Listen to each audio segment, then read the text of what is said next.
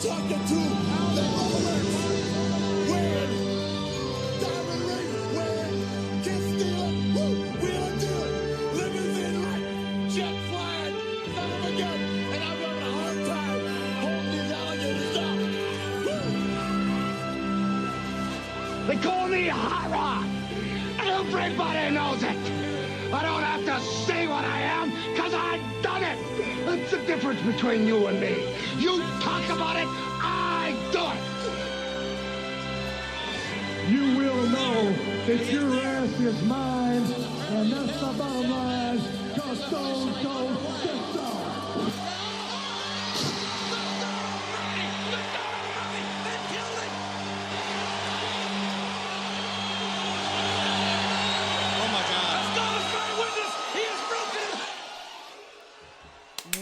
Welcome to the East Side Dave and Son Wrestling Show. There it is. There it is. Stanley Mac. Yes, sir. Welcome to the East Side Dave and Son Wrestling Show. That was the star of the program, the babyface of all baby faces, the champion, Stanley Mac. Stanley McDonald, ladies and gentlemen. Put it together. I, of course, am regarded as the heel of the program. I don't know why that would be the case. I mean, just because I'm the best, and just because everyone else is a stupid jerk, I don't know why I am all of a sudden the heel. I mean, you know, I'm a nice person. I'm the number one nicest, most humble person on the planet, and everyone else is a bragging jerk. So I don't know why I'm the heel, but anyway, welcome to the show. Stanley Mac. Hello, how are you? Good. Good? How you doing, buddy? How's school doing? I'm doing good. Look at the Good. thing. Yeah. We're not you're the difference between you and Jedi Jared, you're a professional. He likes to tilt his head and look at me. And then it's bizarre because I'm like, well, all the words are in my left ear and not in the microphone. You know, it's a very odd way to conduct radio. But anyway, Stanley Mac, how are you? I'm good. All right, buddy. Listen. We got a lot going on here in the world of wrestling, and we're going to hit it on every single level. We got AEW, we got WWE. We're going to look at Payback tonight. Also news on yours truly, Eastside Dave McDonald, and my next wrestling appearance in the IWF. That's the Independent Wrestling Federation. But first, Stanley Mac, let's talk about little big time news regarding CM Punk. Well, with people flipping and flopping, since we've done this show, there's been three, I would say, huge developments in wrestling. Let's talk about, actually, let's do one by one, real quick. Jade Cargill signed with the WWE, and it was a big deal. WWE made a huge deal about it with publicity and with shots and with the social media and this and that. I mean, were you surprised? I mean, I did not normally do that. I was a little surprised myself. I mean, hey, good for them. We've been watching Jade Cargill in AEW. Think she's really good. So I had no issues with that, but I was like, wow. What did you think about that? I thought that they would do it as a surprise. I did not think that they were going to really, say it themselves. Mm-hmm. Right. And just really promote it. Like, look at this huge, number. And I mean, she leaves AEW like something like 57-2 or something. It's like their longest champion. So, yeah, why not? Then we had, and we'll discuss a little bit of AEW WrestleDream. I only bothered to get the highlights. I'm not buying it. Sorry. And it's not a matter of money. It's a matter of principle. AEW told us that they're going to keep pay-per-view special. And that's why, you're going to be paying the $50, but we're going to keep them special. These pay-per-views, every single one is going to mean something. I got to disagree. These pay-per-views, unless it's like a Wembley Stadium, unless it's like a really big deal, I feel like the AEW pay-per-views have not been very special as of late. I didn't like the follow-up to Wembley pay-per-view. That's what happens when you do 3 in 1 month. And I didn't like and I bought the follow-up one. One was all out, one was all in. I don't know which one was which. I guess Wembley was all in, and then the other next one was all out. I don't know. But I got it, and I was like, this isn't a very good pay-per-view. And I have to tell you, I saw the highlights, and I didn't even contemplate for a second about buying this pay-per-view. And the reason why is because let's talk turkey for a second about a few issues I have with some AEW fans. Specifically, they think that everyone who's simply a decent technical wrestler is somehow like a major star. For instance, the whole announcement of Bryan Danielson taking on Zack Ryder Jr. in a pay-per-view. No, who cares?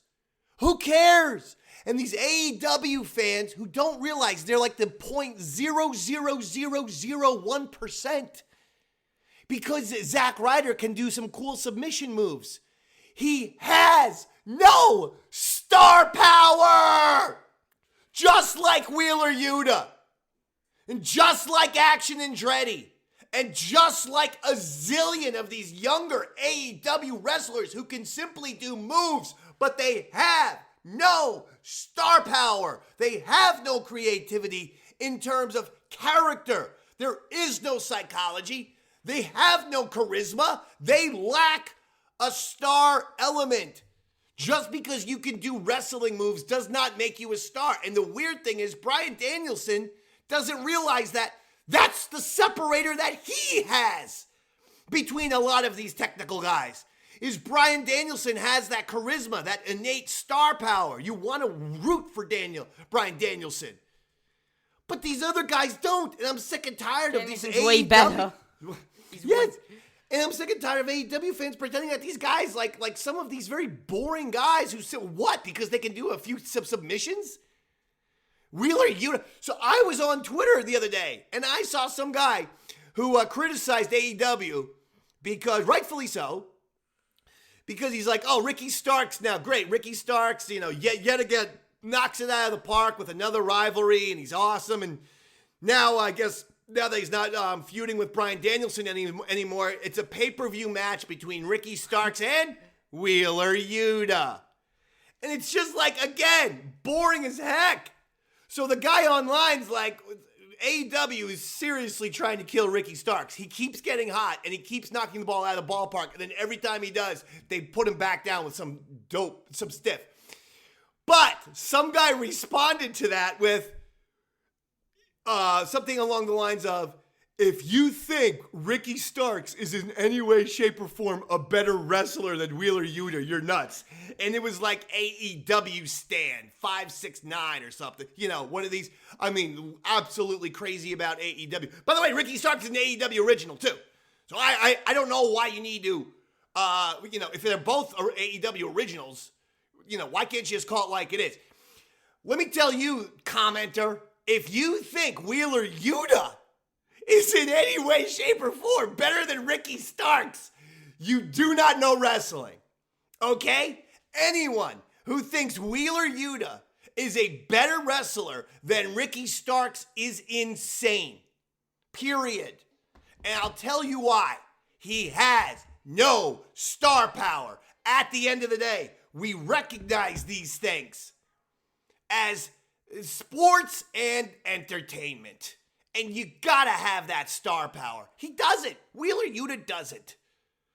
So some of this AEW, I'm starting to get a little frustrated with AEW right now. Getting a little frustrated. I'm watching it. I'm watching every Dynamite. I know you're out. I'm out. Don't lie to me. Am I? I'm out. Don't lie to me. You seem like you're out. Are you out? Yes. Now, don't lie to the Eastside Davidson Wrestling audience, Stanley. Out. I don't think you've been watching, right? I suspect that you have not been watching Dynamite lately. I ain't hiding it. Right? Don't lie to us. Tell us the truth. Are you watching? No. Don't lie to us. You're not watching, are you? I'm not. Okay. So as long as you're telling us the truth, but in all seriousness, are you watching AEW? No. Dynamite, Collision, or Rampage? Neither. Okay. None of those. So why? Now, I'm going to let the 14-year-old talk. And here's the thing, AEW. This is what your company will be dead in 10 years.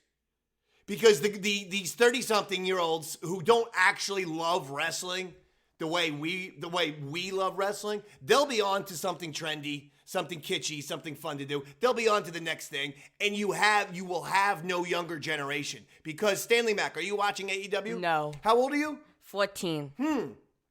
Tell me why exactly. And I'm not putting any Why? words in your Because mouth. We don't have papers in front of us. They barely all the young talent, I feel. All the good young people. And then all these guys like Zack Sabre comes out and no one cares. All these New Japan guys come out and no one cares. Like, enough. There's a lot of people in AEW that want to bury their head in the sand and pretend like everything AEW does is good, and it isn't. Especially when you have a lack of star power, and it's not good right now. Having said that, at WrestleDream you had a few fun little things. MJF defeated the Righteous by himself. That was the first match on the regular card, you know. And it was probably because MJF wanted to do it and get the hell out of there. Poor Vincent and Dutch. But MJF on first. To me, this is MJF saying, I don't want anything to do with this, this pay-per-view. Because it's just a bad pay-per-view. I don't even like the name, WrestleDream. I mean, what is that?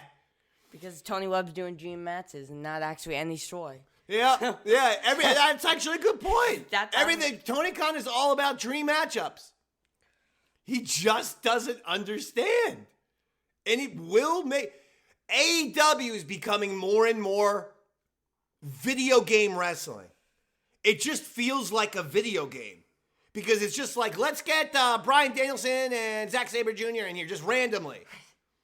You know, the way you would pick two guys to wrestle in a video game. That's what Tony Khan is doing in real life. It's not good right now. It isn't. And don't forget, we were the pro AEW, and we were destroying WWE for a long time. We were complimenting the heck out of AEW for a long time. Maybe from 2019 to about 2021 or so, 2022. The whole Punk thing put them off the rails, but it also exposed them. It exposed them as not having stars. The Young Bucks are not stars, folks. Orange Cassidy is not a star. Jungle Boy and Hangman Page are not stars. They have stayed they're the exact same one-note thing, okay? It's just the same one-note joke or one-note wrestling match every single time. Hangman Page has no star power. None. That's why on this recent episode of what was it, Dynamite or Collision, Swerve and Hangman Page were doing promos against each other. They're supposed to be against Swerve. He's supposed to be the heel, and they were rooting for Swerve! Booing Page, rooting for Swerve. So all of those guys have been completely exposed, and just as we predicted, they are absolutely sinking the company. Because the shows aren't good. And Edge comes out, let's say it, at the end of the pay-per-view, they're beating up, they got Nick Wayne. Again, who cares? I'm supposed to care about Nick Wayne turning heel on Darby? Nick Wayne looks as old as Stanley Mac.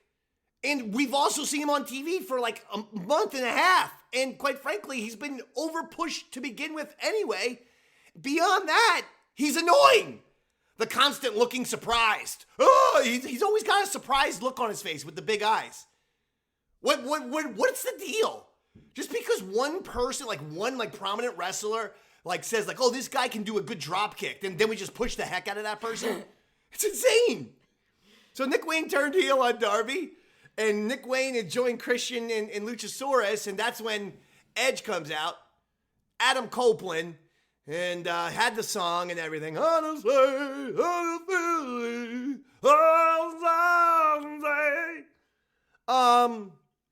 there you go. And I would like to say it was a wonderful, amazing moment. It sort of was until you got the pictures online. And the whole right side of the stadium looked empty. And when Edge is, putting his hands in the air and there's pyro and fireworks and all this kind of thing.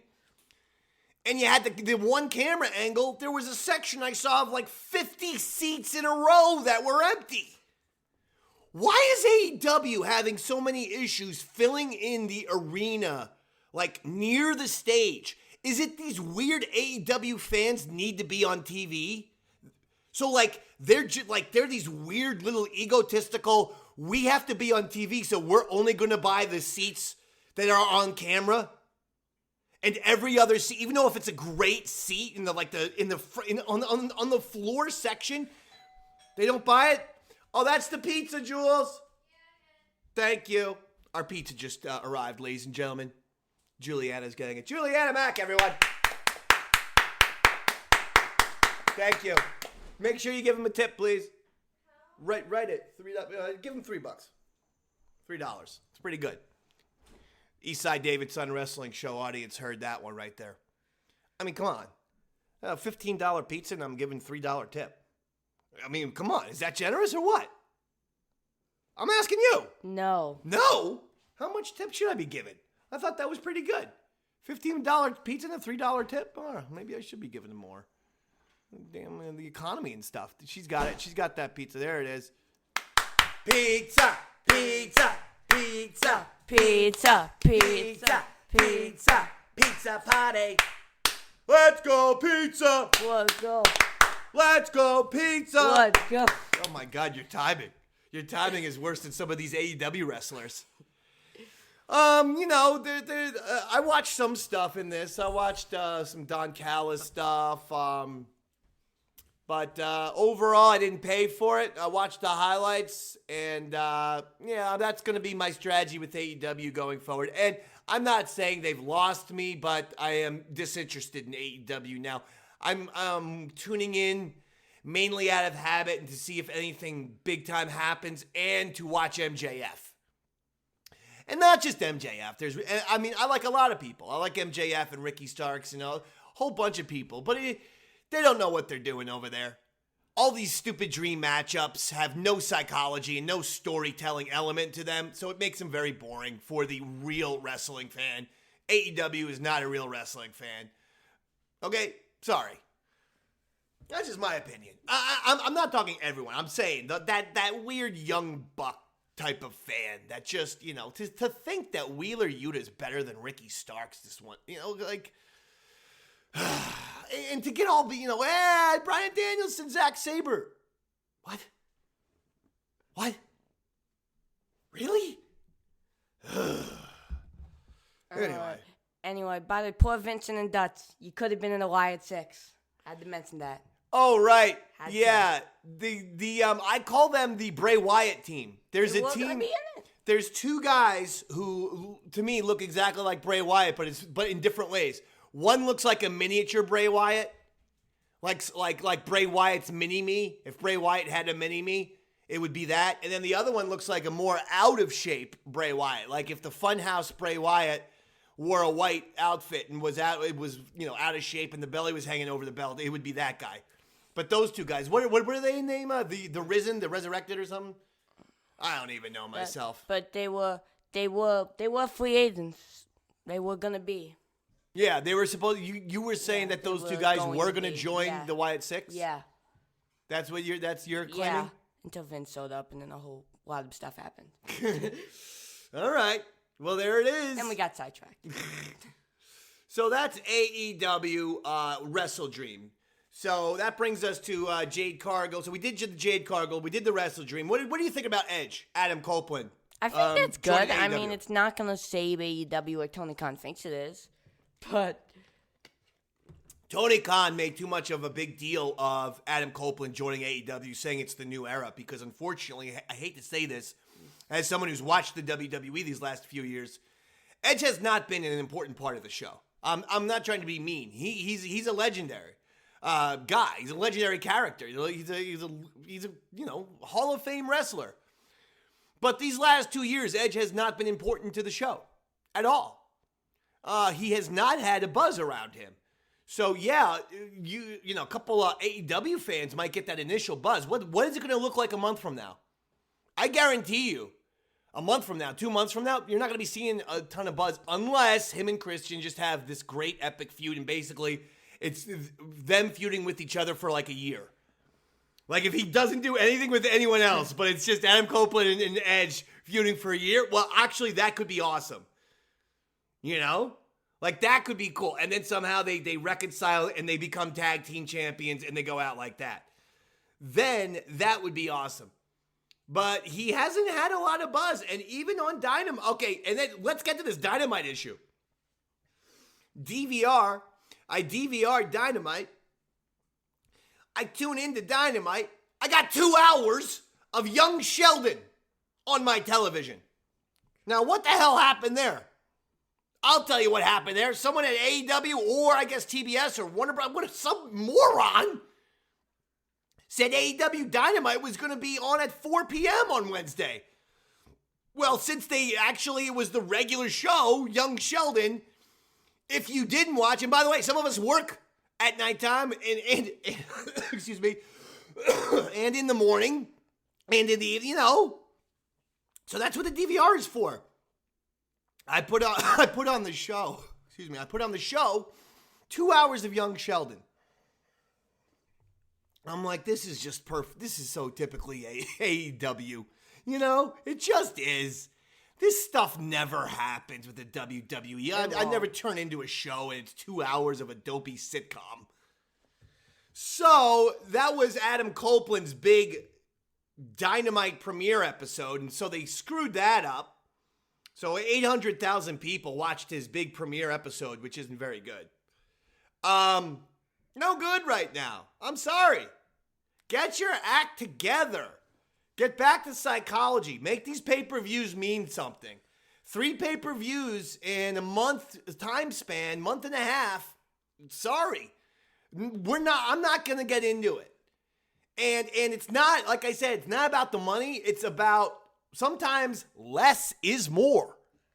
Your amount of pay-per-views that you're pumping out are not interesting. I don't care about them, and more people do not care about them. So and you've lost my son. Will you ever go back to AEW? Maybe. Okay. What about MJF? You like him? I like MJF.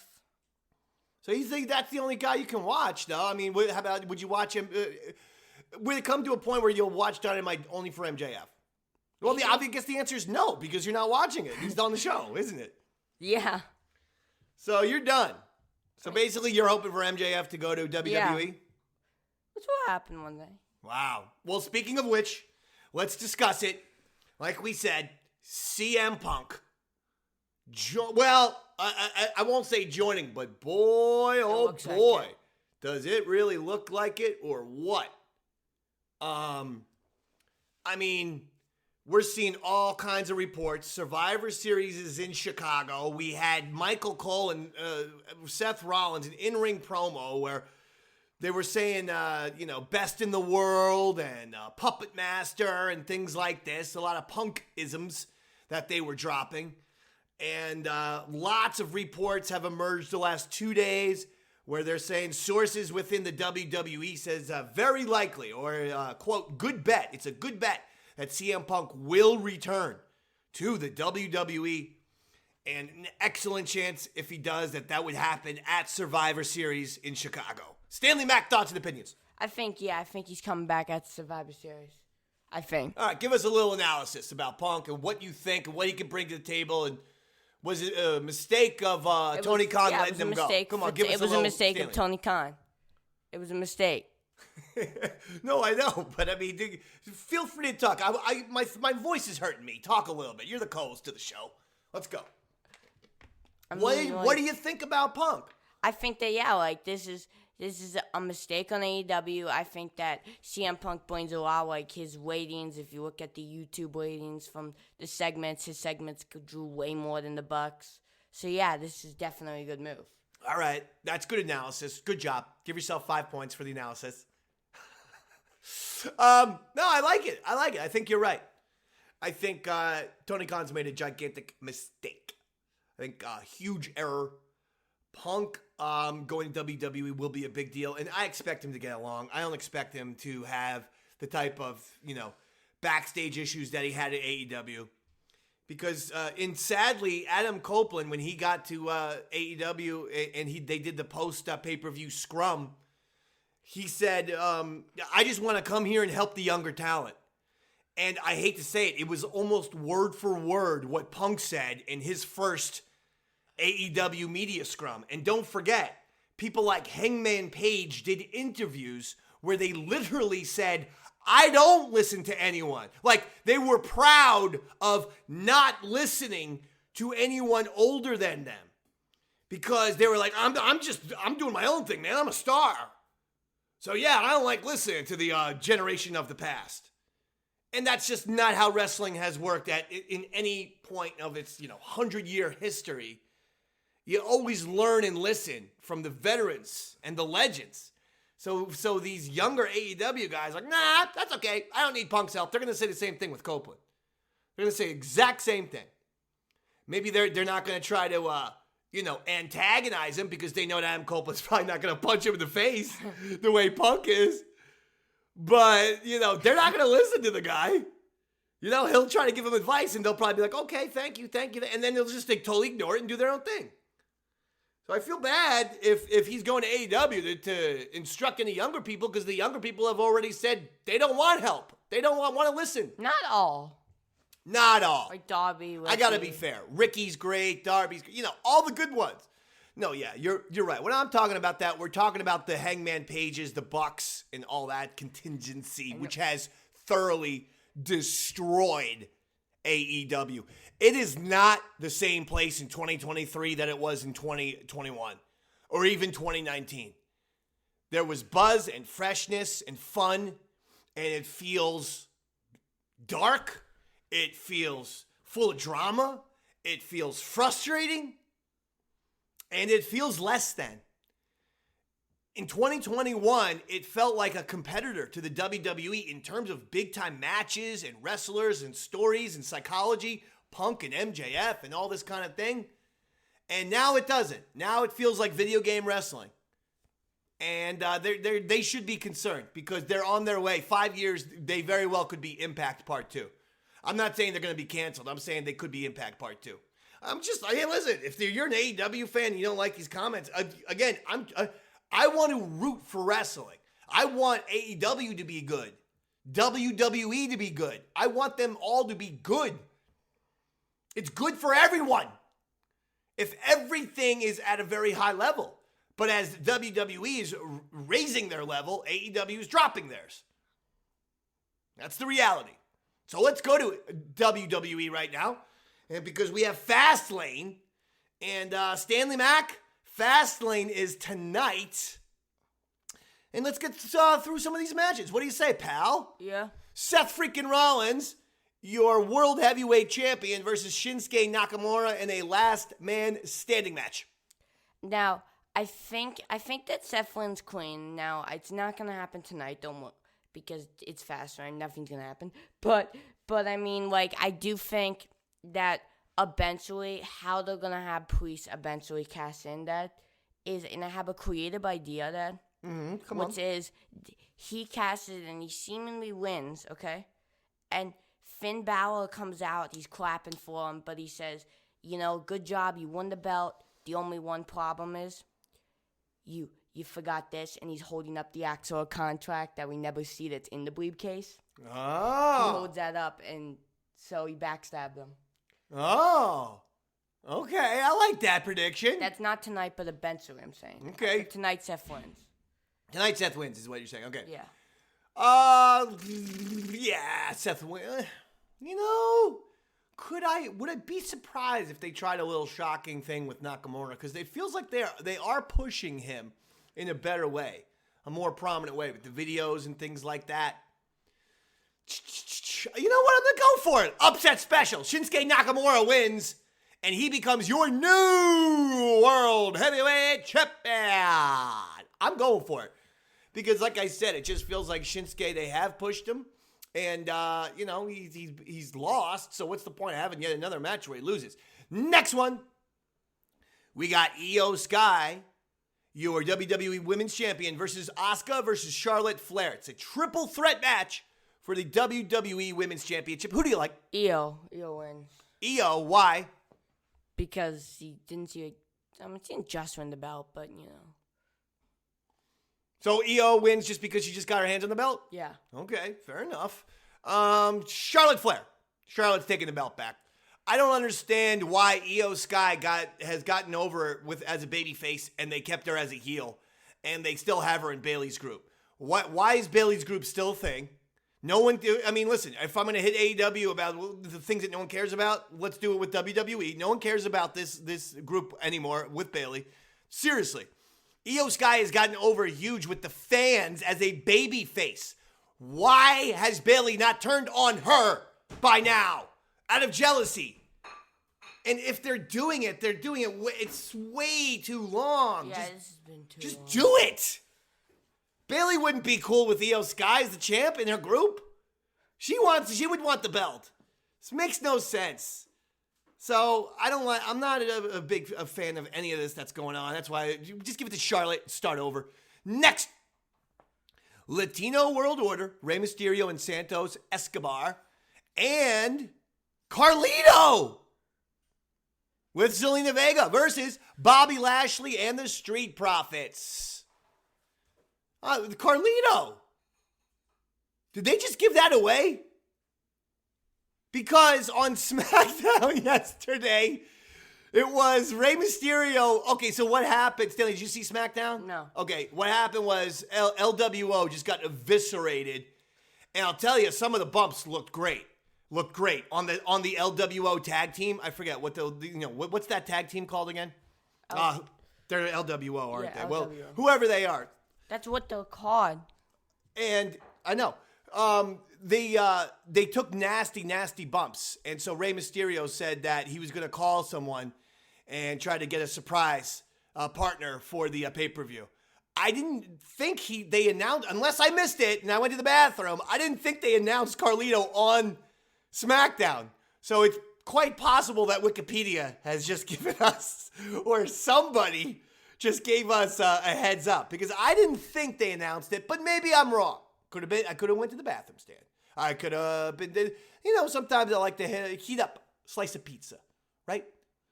Maybe I was doing that. But it sounded like it was supposed to be a surprise. Thoughts and opinions here? You're very talkative today. I think that, Carlito, I don't know, I didn't see SmackDown. Well, you didn't watch SmackDown, yeah. Are you, why didn't you watch SmackDown? I didn't this week. Why? I know you didn't. Why not? It's homework and stuff. Yeah. You were doing homework last night, Friday night at 8 p.m. You were doing homework. Tell the Eastside David Son Wrestling Show audience the truth. No, but oh, there it is. Homework he tried to use as an excuse for a Friday night show at 8 p.m. No kid is doing homework. That was a bold-faced lie. What were you doing then? I had to watch Ahsoka and stuff. You had to watch Ahsoka? Yeah. All right. That was true. Fair enough. I don't know about this. I got one eyebrow raised. So the LWO then and Carlito are taking on the Street Profits and Bobby Lashley. Who do you like? I got LWO since Carlito, I guess, has come back. Okay. Fair enough. I like that. All right. Next one. Well, let's do the big tag team matches, okay? Judgment Day, Finn Balor and Damian Priest in a tag team championship match versus Cody Rhodes and Jey Uso. These are for the undisputed tag team championships, Stanley. So how about that? Wouldn't this be interesting if Cody and Jey won these belts, huh? What do you think? I got Judgment Day to win. Ooh! You got a little Judgment Day activity? Yeah, still the champ. Okay. Clean win? Cheating? Something? I think maybe a little cheating. Maybe we cheat to A something. little cheating. Yeah. A little cheating from the Judgment Day. All right. Fair enough. I'm going with Judgment Day as well. I agree with you. It is an interesting match, though, I feel. And then finally, last match, John Cena and L.A. Knight. Yeah. Versus the Bloodline, Jimmy Uso and Solo Sikoa, Paul Heyman in their corner. Well, this is pretty easy. Cena and LA Knight win. Cena and LA Knight? Yeah. You sure about that? Yeah. Interesting. I don't think it is that easy. I think this could set up for an LA Knight Roman Reigns thing. And maybe the way they do that is Roman Reigns himself comes in, beats the heck out of Cena and LA Knight, and we end the pay-per-view like that. They like happy endings with pay-per-views, unless they're little small-timers like Payback. Let's be honest. This isn't, this isn't WrestleMania or SummerSlam. This is Payback. So with your small-time B-level pay-per-views, I feel that's when they'll end with a bad guy doing something, They'll end with a villain on top is what I'm saying. So because of that rationale, I'm going with the Bloodline for the victory. How about that? That Bloodline, I got LA Knight. All right. Any other thoughts and opinions? Let's go. Let's talk. Let's talk some turkey here.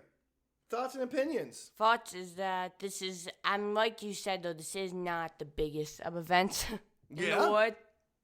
Not the biggest of events. I agree with that. One. But, it still should be fun, right? They always they always do a nice little job here. All right, Stanley Mac. Well, listen. That'll do it. We're going to get out of here, pal. I want to wish everyone, because I don't know if we're going to have another episode in October. Usually these are monthly, but I'll tell you, we have been doing more than usual because wrestling's been crazy lately. And if it continues to be crazy, we're going to continue to do more than one a month. Maybe we'll do two. Who the heck knows?